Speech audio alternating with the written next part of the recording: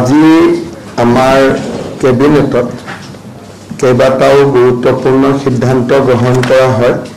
মই 2-3টা সিদ্ধান্তৰ বিষয়ে আপোনালোকক জনাম, বাকি কেইটা আমাৰ প্ৰেছ ৰিলিজত বা মোৰ টুইটাৰ একাউণ্টত পাই যাব। প্ৰথম আজি আমাৰ কেবিনেটত আপোনালোকে জানে যে বহুদিনৰ আগৰ পৰা আমি এটা কথা গুৰুত্ব আৰোপ কৰি আছিলোঁ যে অসমৰ গাঁও, নগৰ, চহৰ বা জিলাসমূহৰ নামসমূহ বৰ্তমানৰ যিটো পৰিৱেশত আছে তাৰ পৰিৱৰ্তে ঐতিহ্যৰ চানেকি বা কিবা পৰম্পৰা বা সুন্দৰ আধুনিক অসমীয়া নাম যিবিলাক অলপমান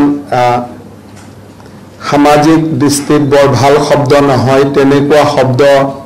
শব্দৰে গাঁও জিলাসমূহৰ নামাকৰণ হৈছে বা বহুত জিলাৰ বিভিন্ন ঐতিহ্য আছে কিন্তু ঐতিহ্য প্ৰতিফলিত হোৱা নাই, নামটো বেলেগ ধৰণে হৈ আছে। তেনেকৈ আমি অসমত বহুবিলাক গাঁও আমি নাম বদলাইছিলোঁ। আপোনালোকে জানে যেনেকৈ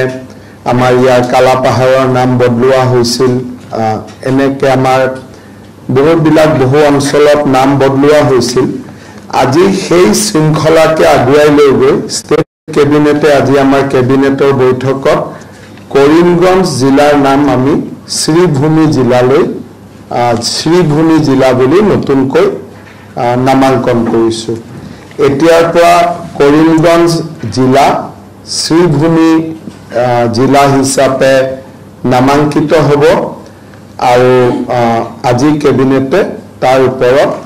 আমাৰ সিদ্ধান্ত গ্ৰহণ কৰিছে। দ্বিতীয়তে কেবিনেটত আজি আমাৰ পঞ্চায়ত নিৰ্বাচন লৈ খুব বিতংকৈ আলোচনা হয় আৰু পঞ্চায়ত নিৰ্বাচনৰ ভোটাৰ তালিকা 30 ডিচেম্বৰৰ আগতে প্ৰকাশ কৰাৰ বাবে কেবিনেটত সিদ্ধান্ত গ্ৰহণ কৰা হয়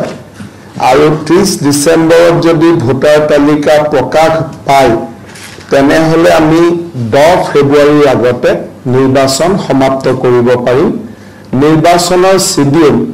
30 ডিচেম্বৰত ভোটাৰ তালিকা প্ৰকাশ কৰা হ'ব আৰু জানুৱাৰী মাহৰ প্ৰথম সপ্তাহতে নিৰ্বাচন ঘোষণা কৰা হ'ব। নিৰ্বাচন 2টা পৰ্যায়ত অনুষ্ঠিত কৰা হ'ব।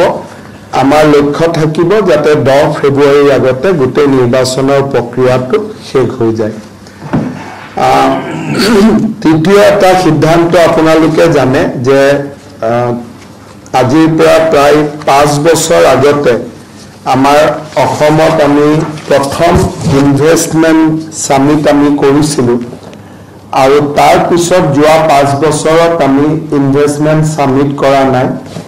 আমি অহা 24 ফেব্ৰুৱাৰী তাৰিখে প্ৰধানমন্ত্ৰী নৰেন্দ্ৰ মোদী ডাঙৰীয়াৰ উপস্থিতিত Assam investment and infrastructure summit অৰ্থাৎ ইয়াত ইনভেষ্টমেণ্টৰ ওপৰতো গুৰুত্ব দিয়া হ'ব আৰু নতুন ইনফ্ৰাষ্ট্ৰাকচাৰ বনোৱাৰ ওপৰতো গুৰুত্ব দিয়া হ'ব। Assam investment and infrastructure summit যিখন দ্বিতীয় হ'ব, প্ৰথমখন অকল ইনভেষ্টমেণ্টৰ ওপৰত গুৰুত্ব আছিলে, আমাৰ দ্বিতীয় যিখন সামিট হ'ব সি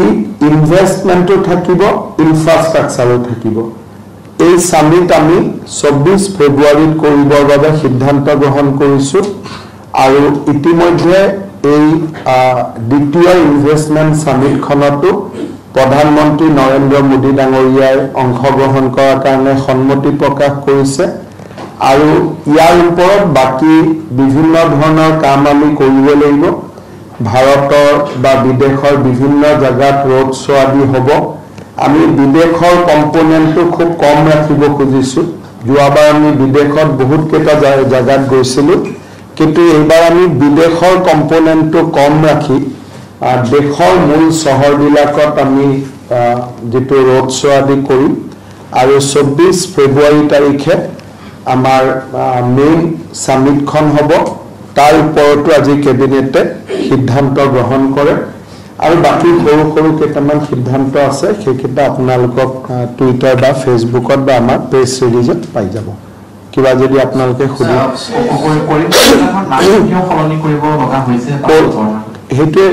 কথাটো কলো যে যিবিলাক নামে ইতিহাসক ৰিপ্ৰেজেন্ট নকৰে তেনেকুৱা নামবিলাক আমি লাহে লাহে পৰিৱৰ্তন কৰি গৈ আছো যেনেকৈ কালাপাহাৰ নামটো কিয় পৰিৱৰ্তন কৰিবলগীয়া হ'ল বুলি তাৰ কোনো কাৰণ নাই কালাপাহাৰ নামটো আমাৰ অসমীয়া বা বঙালী অভিধান কতো পোৱা নাযায় তেনেকৈ কৰিমগঞ্জ বুলি ক'লে এই শব্দটো অসমীয়া অভিধানতো নাপাব বঙালী আমাৰ অভিধানতো নাপাব গতিকে জিলা বা গাঁওসমূহৰ নামবিলাক অভিধানিক হওক যে আমাৰ অভিধানত উল্লেখ থকা নাম হওক এই কামটো আমি বহু দিনৰ পৰা চলাই আছো অসমৰ বহুত গাঁৱৰ নাম আমি বদলাইছো যেনেকৈ এখন আপোনালোকে গম পাব বৰপেটা জিলাত এখন গাঁৱৰ নাম আছে ভাছেনিচৰ এতিয়া সেই নামটোতো কোনো ঐতিহাসিক বা অভিধানিক গুৰুত্ব নাই গতিকে কৰিমগঞ্জ যেহেতু অসমীয়া বা বঙালী দুইটা অভিধানতে উল্লেখ থকা শব্দ নহয় তাৰ কোনো ৰিজন নাই যদি আপুনি ইখুদে কৰিমগঞ্জ নামৰ অৰ্থ কি তাৰতো কোনো অৰ্থ নাই শ্ৰীভূমি ক'লে এটা অৰ্থ থাকিলে সেইকাৰণে আমি কৰিমগঞ্জ জিলাৰ নামটো শ্ৰীভূমি কৰিছো আৰু আপোনালোকে যদি আৰু অলপ আগলৈকে যাব খোজে এই নামটো আচলতে আমি দিয়াতকৈও কবিগুৰু ৰবীন্দ্ৰনাথ ঠাকুৰে নিজেই এই নামটো উল্লেখ কৰিছিল এসময়ত যে আমাৰ গোটেই অঞ্চলটো শ্ৰীভূমি বুলিয়ে তেখেতে এটা সময়ত উল্লেখ কৰিছিল 1919 চনত যেতিয়া তেওঁ সিলেট ভ্ৰমণ কৰিছিল তেতিয়া তেওঁ সিলেটক সুন্দৰী শ্ৰীভূমি বুলি কৈছিল সো আমি এতিয়াতো সিলেট বাংলাদেশত আছে কিন্তু আমি কৰিমগঞ্জ জিলাখন তাৰে প্ৰমুখেদি শ্ৰীভূমি বুলি নামাঙ্কন কৰিছো এই অসমীয়া অভিধানিক শব্দ ই বঙালী অভিধানিক শব্দ কাৰণ হেতু বেলেগ কোনো কাৰণ নাই আৰু আমি অসমৰ বাকি গাঁও চহৰ নগৰ যিবিলাক অভিধানিক শব্দ নহয় লাহে লাহে আমি অভিধানিক শব্দলৈকে গৈ আছো সেই শৃংখলাতে আজি এটা নামাঙ্কিত হ'ল প্ৰস্তাৱ কেবিনেটে প্ৰস্তাৱ ল'ব লাগে আৰু আমাৰ সকলোৱে বিচাৰিছিল সাংসদ বিধায়ক সকলোৰে লগত এটোটো হঠাৎ কৰা বস্তু নহয় 2-3 মাহৰ পৰা ইয়াৰ ওপৰত আলাপ আলোচনা ডেফিনেটলি চলি আছে হ'ব ইয়াতে অসমৰ মুখ্যমন্ত্ৰী মণিপুৰৰ ওপৰত কি ক'ব অসমৰ মুখ্যমন্ত্ৰী মণিপুৰৰ ওপৰত কমেণ্ট দিব ক'ব লাগেতো একো নাই 23 তাৰিখে ৰিজাল্ট দিব ইভিএমতে ৰিজাল্ট থাকিব আৰু কি মই উপনিৰ্বাচন কেইটাত ইমান যাব পৰা নাই গতিকে মোৰ ইমান কথা নাই 23 তাৰিখে ৰিজাল্ট খুলিব চবেই গম পাব আৰু কি আছে তাকে লৈ জল্পনা কল্পনা কৰি থাকি কোনো লাভ নাই যেটো ইভিএমত সোমালে সেইটোৱে ৰিজাল্ট হ'ব